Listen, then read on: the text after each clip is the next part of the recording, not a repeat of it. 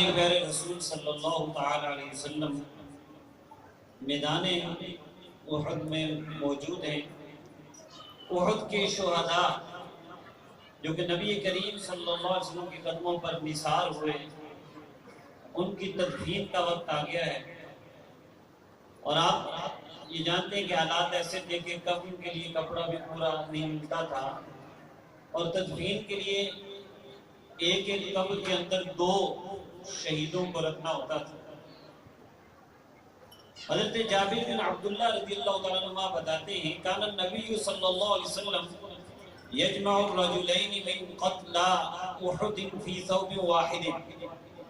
نبی کریم صلی اللہ علیہ وسلم احد کے شہداء میں سے 2 شہیدوں کو لے کر ایک ہی کپڑے کے اندر اکٹھا ان کی تکفین کر رہے تھے، کفن دے رہے تھے۔ ایک ہی کپڑے کے اندر 2 شہداء کو رکھا جا رہا تھا اور پھر ان کو دفن کرنا تھا۔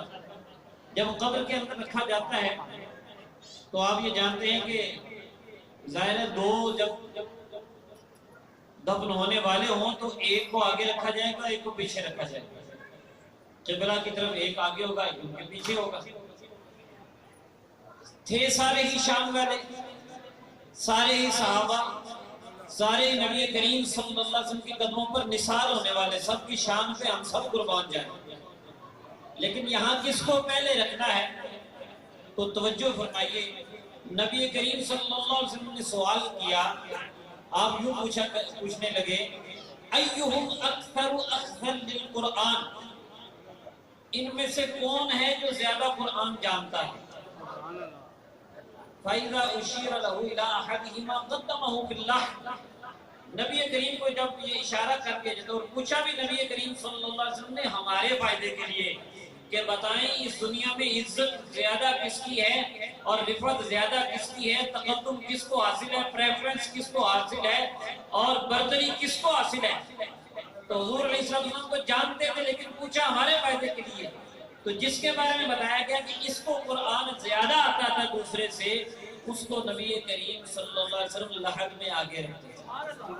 اب جن کی یاد میں ہم بیٹھے ہیں وہ قاری قرآن بھی ہیں اور قرآن کی خدمت کرنے والے بھی ہیں، قرآن کا درس دینے والے بھی ہیں اور قرآن پڑھانے والے بھی ہیں، قرآن کی باتیں سنانے والے بھی ہیں۔